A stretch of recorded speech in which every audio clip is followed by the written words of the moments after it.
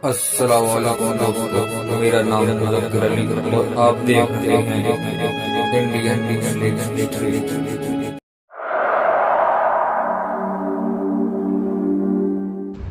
अलाउद्दीन खिलजी ने देवगिरी से मालो दौलत इकट्ठी की और अपने चाचा सुल्तान जलालुद्दीन फिरोज खिलजी का सर कलम करके खुद दिल्ली का नया सुल्तान बन गया।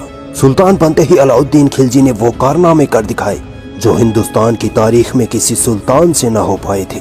अगर अलाउद्दीन खिलजी ना होता तो आज भारत के चप्पे चप्पे पर मंगोलों का राज होता। वो राजपूत जो हमेशा अपने पीछे बहादुरी की पूंछ लटकाए फिरते थे, अलाउद्दीन खिलजी के आते ही उसी पूंछ को दबाकर भाग खड़े हुए। आज के इस एपिसोड में हम इसी अलाउद्दीन खिलजी की कहानी बयां करेंगे। दोस्तों, अगर आपने हमारी हिंदुस्तान में मुस्लिम हुकूमत सीरीज के पिछले एपिसोड्स नहीं देखे हैं तो डिस्क्रिप्शन में लिंक है, जाकर जरूर देख लीजिए। इससे आपको अंदाजा हो जाएगा कि किस तरह भारत में मुस्लिम हुकूमत आई और कौन कौन से सुल्तानों ने भारत पर हुक्मरानी की थी। दोस्तों, पिछले एपिसोड में हमने सुल्तान जलालुद्दीन फिरोज खिलजी का इतिहास देखा था, जिसकी दरियादिली की वजह से सल्तनत में बगावतों ने सर उठा लिया था।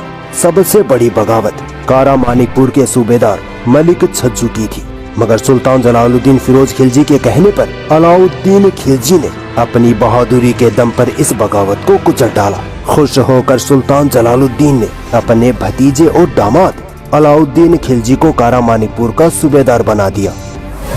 अलाउद्दीन खिलजी का जन्म 1266 ईस्वी में अफगानिस्तान में हुआ। अलाउद्दीन खिलजी का असली नाम अली गुरशास्प था, जो कि कारा मानिकपुर में मलिक छज्जू के वफादार सरदार अब भी मौजूद थे। तो उन सरदारों ने अलाउद्दीन खिलजी को सुल्तान के खिलाफ बगावत करके सल्तनत का नया सुल्तान बनने पर उभारा। उन सरदारों ने अलाउद्दीन खिलजी को मशवरा दिया कि मलिक छज्जू की बगावत इसलिए कामयाब नहीं हो सकी क्योंकि उसके पास ढेर सारी मालो दौलत और एक बड़ी फौज नहीं थी। अगर तुम्हें सुल्तान बनना है तो बगावत के लिए ढेर सारी मालो दौलत और एक बड़ी सेना तैयार करनी होगी। अलाउद्दीन खिलजी को ये मशवरा समझ आ गया था। फिर जब उसने सबसे मालदार रियासतों का पता लगाया तो उसके सामने सबसे अमीर रियासत देवगिरी की रियासत निकल कर आई। अलाउद्दीन खिलजी ने कई सालों की तैयारी के बाद 1296 ईस्वी में अपने सबसे बहादुर सिर्फ 8000 घुड़सवारों के दम पर देवगिरी पर इतना जबरदस्त हमला किया कि देवगिरी की सेना घुटनों पर आ टिकी। देवगिरी की राजा ने अलाउद्दीन खिलजी को हरजाने के तौर पर ढेर सारी मालो दौलत, घोड़े, हाथी वगैरह देकर खुद को अलाउद्दीन से छुड़वाया। इस हमले की खबर जब सुल्तान जलालुद्दीन को हुई तो सुल्तान ने सोचा कि अलाउद्दीन तो मेरा वफादार भतीजा है, वो देवगिरी से हासिल हुए माले गनीमत को दिल्ली आकर मुझे सौंप देगा। मगर ऐसा हुआ नहीं। इस बार कुछ ऐसा होने वाला था जिसकी खबर सुल्तान जलालुद्दीन को जर्रा बराबर भी नहीं थी।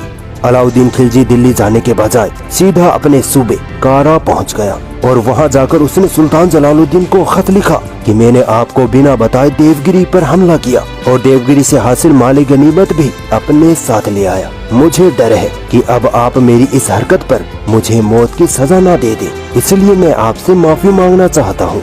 अलाउद्दीन खिलजी के भाई अलमास बेग ने सुल्तान जलालुद्दीन को ये यकीन दिलाया कि अलाउद्दीन खिलजी दिल्ली नहीं आएगा और अगर आप कारा जाकर उसे माफ नहीं करेंगे तो वो अलाउद्दीन अपनी इस हरकत पर शर्मिंदगी के मारे आत्महत्या कर लेगा।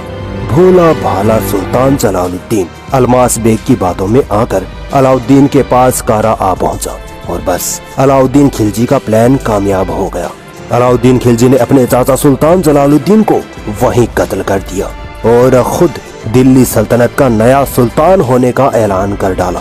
दोस्तों, उस वक्त के लिहाज से देखा जाए तो अलाउद्दीन खिलजी ने सुल्तान जलालुद्दीन का तख्ता पलट करके सही ही किया था, क्योंकि ये वक्त की दरकार थी। सुल्तान जलालुद्दीन एक कमजोर सुल्तान साबित होने लगा था। उसकी हुक्मरानी में मुस्लिम सल्तनत बिखरने लगी थी। बगावतों ने सल्तनत को खोखला करना शुरू कर दिया था। इस वक्त एक ऐसे हुक्मरान की जरूरत थी जो इस बिखरती हुई मुस्लिम सल्तनत को फिर से एकजुट कर सके, और वो हुक्मरान अलाउद्दीन खिलजी के अलावा कोई और नहीं हो सकता था। जब ये खबर दिल्ली पहुंची कि सुल्तान का कत्ल हो चुका है तो सुल्तान जलालुद्दीन की बेवा बीवी ने आनन फानन में अपने सबसे छोटे बेटे कादर खान को दिल्ली का सुल्तान बना दिया। इससे उसका बड़ा बेटा अरकली खान, जो मुल्तान में गवर्नर था, वो चिढ़ गया अलाउद्दीन खिलजी जब कारा से दिल्ली की ओर रवाना हुआ तो कादर खान अपनी फौज लेकर अलाउद्दीन को रोकने निकल पड़ा। अलाउद्दीन ने देवगिरी से हासिल हुई मालो दौलत अपने सिपाहियों में तकसीम करनी शुरू कर दी। ये खबर दिल्ली जा पहुंची कि अलाउद्दीन खिलजी सिपाहियों को सोने की अशर्फियाँ बांट रहा है। जब कादर खान की फौज अलाउद्दीन के सामने आई तो कादर खान की फौज ने रातों रात पार्टी बदल ली। कादर खान की आधी से ज्यादा फौज अलाउद्दीन के साथ जा मिली। कादर खान अपनी मां के साथ मैदान छोड़कर अरकली खान के पास जा पहुंचा। दिल्ली में अलाउद्दीन खिलजी की एंट्री हुई और अलाउद्दीन ने सुल्तान का ताज अपने नाम किया। सुल्तान बनते ही अलाउद्दीन खिलजी ने दरिया दिली का ऐसा मुजाहिरा किया कि सल्तनत का हर फर्द खुशी के मारे झूम उठा। अलाउद्दीन खिलजी ने अपने वफादार सरदारों को, यहाँ तक कि तुर्क सरदारों को भी बड़े बड़े ओहदे देना शुरू कर दिया। अपनी आवाम में जमीनें और जायदादें बांटी। अपनी फौज के हर सिपाही को 1.5 साल की तनख्वाह एडवांस में ही दे दी। अलाउद्दीन के इन कारनामों से 1 साल के अंदर अंदर हर कोई अलाउद्दीन का दीवाना बन चुका था। मगर उसके बाद जो अलाउद्दीन खिलजी ने हुक्मरानी दिखाई थी, वैसी हुक्मरानी भारत के इतिहास में कहीं देखने को नहीं मिलती। अलाउद्दीन खिलजी जब अपने चाचा जलालुद्दीन खिलजी को कत्ल करने का प्लान बना रहा था, तब बहुत से सुल्तान जलालुद्दीन के वफादार सरदार सुल्तान से गद्दारी करके अलाउद्दीन के साथ जा मिले थे। सुल्तान बनने के 1 साल तक तो अलाउद्दीन ने इन सरदारों की खूब खातिरदारी की, मगर जब सल्तनत पूरी तरह अलाउद्दीन खिलजी के कंट्रोल में आ गई, तब अलाउद्दीन खिलजी ने इन सरदारों को ये कहकर मौत की नींद सुलाना शुरू कर दिया कि जब ये सरदार मौका पाकर अपने सुल्तान जलालुद्दीन से गद्दारी कर सकते हैं, तो आगे चलकर ये मुझे भी धोखा दे सकते हैं। दोस्तों, इस वक्त मुल्तान पर सुल्तान जलालुद्दीन के बड़े बेटे अरकली खान का कंट्रोल था। सुल्तान बनते ही अलाउद्दीन खिलजी ने अपने भाई अलमास बेग, सेनापति जफर खान और नुसरत खान के नेतृत्व में सेना भेजकर मुल्तान पर फतह हासिल कर ली। दोस्तों, मंगोल हमेशा से मुसलमानों के दुश्मन रहे थे। इन खूंखार दरिंदों ने ही बगदाद में मुसलमानों का कत्लेआम किया था और अब हिंदुस्तान पर इनकी नजरें जमी थी। मगर इस बार मंगोलों को अंदाजा भी नहीं था कि उनका सामना अलाउद्दीन नामी मर्द मुजाहिद से होने वाला था। मंगोल जब भी कहीं हमला करते तो उनका इरादा बस लूट मार करके वापस चले जाना होता था। मगर इस बार मंगोल हिंदुस्तान में अपनी सल्तनत कायम करना चाहते थे और यकीन मानिए, अगर अलाउद्दीन खिलजी ना होता तो आज भारत के चप्पे चप्पे पर मंगोलों की हुकूमत होती। 1297 के आखिर में चुगताई खान के इशारे पर मंगोलों ने अलाउद्दीन खिलजी की सल्तनत पर पहला हमला किया। अलाउद्दीन खिलजी ने अपने भाई अलमास बेग की निगरानी में फौज भेजी। 6 फरवरी 1298 ईस्वी में मुसलमानों ने मंगोल सेना को इस कदर शिकस्त दी कि इस जंग में मुसलमानों ने 20,000 मंगोलों को मारकर उल्टा लटका दिया था।